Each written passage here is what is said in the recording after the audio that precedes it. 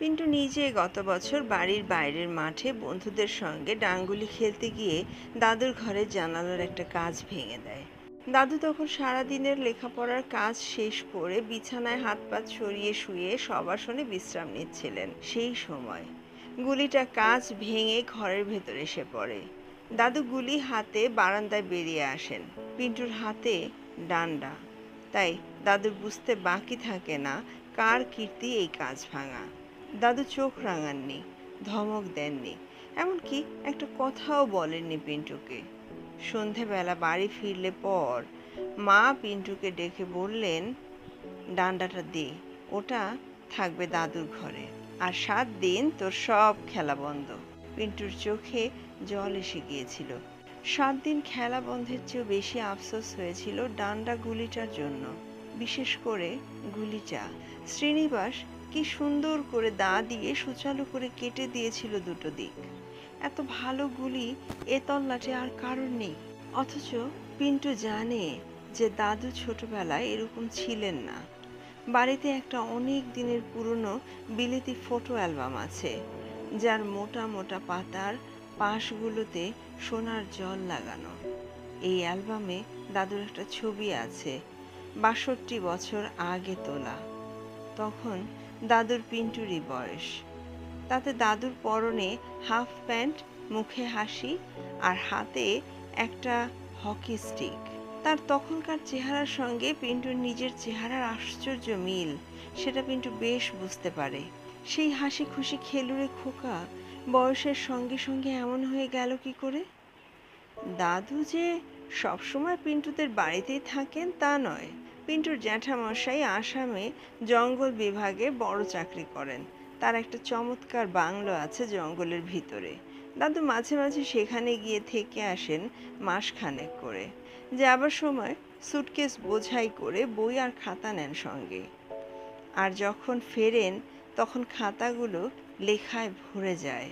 যে সময়টা তিনি থাকেন না, সেই সময়টা বাড়ির চেহারাই পাল্টে যায়।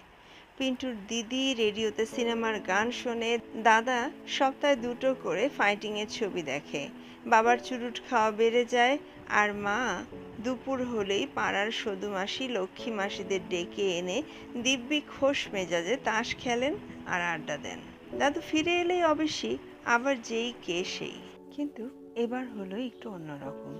1 মাসের জন্য দাদু গিয়েছিলেন আসামে তার বড় ছেলের কাছে। পিন্টু মা বাবার সঙ্গে এক ঘরে শোয়। দাদু ফেরার 2 দিন আগে মাঝরাত্রিরে ঘুম ভেঙে গিয়ে পিন্টু শুনে মা বাবা দাদুকে নিয়ে কথা বলছেন। পিন্টু মটকা মেরে পড়ে থেকে প্রায় 5 মিনিট ধরে কথা শুনল। কিন্তু বাবা অনেক শক্ত শক্ত ইংরেজি কথা ব্যবহার করাতে কোনো কিছুই বুঝতে পারল না। তবে এটুকু বুঝলো যে দাদুর কি একটা অসুখ করেছে। 2 দিন বাদে অসুখ নিয়েই ফিরলেন দাদু। বাবার সঙ্গে ডক্টর রুদ্র স্টেশনে গেলেন দাদুকে আনতে। বাবার অ্যাম্বাসেডর গাড়িতেই দাদু ফিরলেন, আর তাকে গাড়ি থেকে ধরে নামালেন বাবা আর ডক্টর রুদ্র। তারপর ধরে ধরে সিঁড়ি দিয়ে বারান্দায়, বারান্দা থেকে বৈঠকখানায়, বৈঠকখানা থেকে দোতলার সিঁড়ি, আর সিঁড়ি উঠে দাদুর ঘরে নিয়ে তার বিছানায় তাকে শুইয়ে দিলেন। পিন্টু ঘরের দরজায় দাঁড়িয়ে ব্যাপারটা দেখছিল। এমন সময় মা এসে তার মাথায় হাত দিয়ে নরম গলায় বললেন, এখানে না, নিচে যাও। পিন্টু না জিজ্ঞাসা করে পারল না। অসুখ, বললেন মা। অথচ পিন্টুর দেখে মনে হয়নি দাদুর কোনো অসুখ হয়েছে। অবশ্য এটা ঠিকই যে দাদুকে এইভাবে পরের কাঁধে ভর করে কোনো দিন দেখেনি পিন্টু। তাহলে কি পায়ে কোনো চোট লেগেছে? জেঠুর বাংলোর বাইরে যদি একা হাঁটতে বেরিয়ে থাকেন দাদু, তাহলে জঙ্গলের মধ্যে খানখন্দে পড়ে পায়ে চোট পাওয়াটা কিছুই আশ্চর্য নয়। কিংবা যদি সাপ টাপ বা বিছে টিছে কামড়ে থাকে, তাহলেও অবশ্য অসুখ হতে পারে। 3 দিন এইভাবে কেটে গেল। পিন্টুর শোবার ঘর একতলায়, দাদুর ঘরের ঠিক নিচে। পিন্টুকে উপরে যেতে দেওয়া হয় না, কাজেই দাদুর অসুখ কেমন যাচ্ছে সেটা জানার কোনো উপায় নেই। দিদি বা দাদা থাকলে হয়তো জানা যেত, কিন্তু দিদি কলকাতার হোস্টেলে, আর দাদা তার বন্ধুদের সঙ্গে বেড়াতে গেছে রানীক্ষেত। গতকাল রাত্রে পিন্টু দাদুর ঘরে একটা কাঁসার গ্লাস কিংবা বাটি মেঝেতে পড়ার শব্দ পেয়েছে।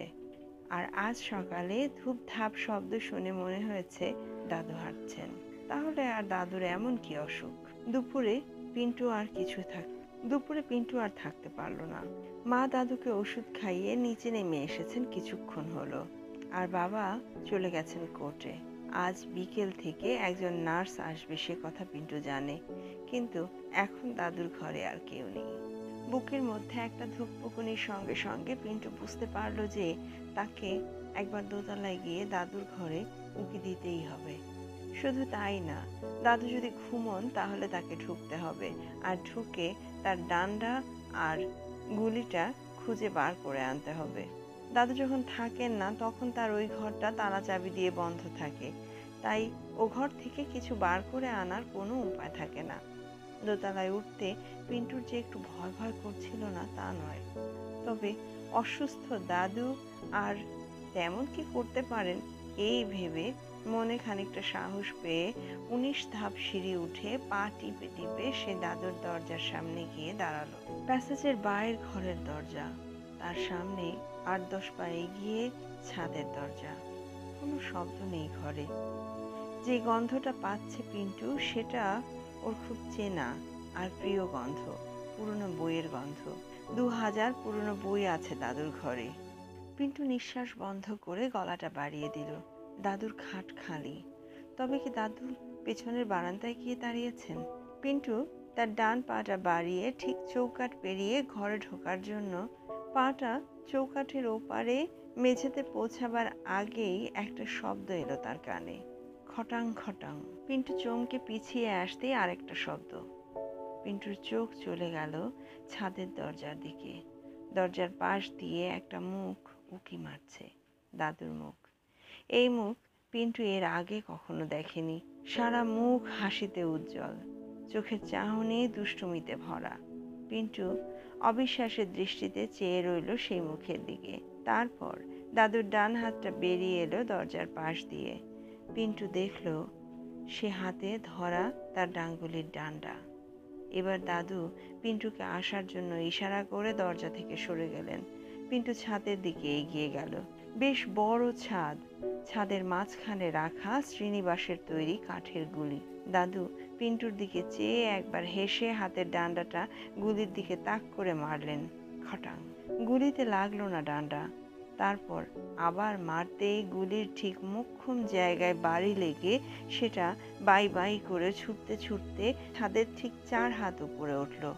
আর ঠিক সেই মুহূর্তে দাদু চালালেন ডান্ডা।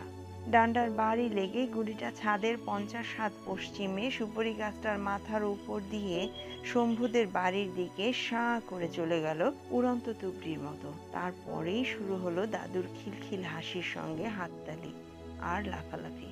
পিন্টু ছাদ থেকে নেমে এলো। মাকে ঘটনাটা বলতেই মা বললেন ওটাই নাকি দাদুর অসুখ।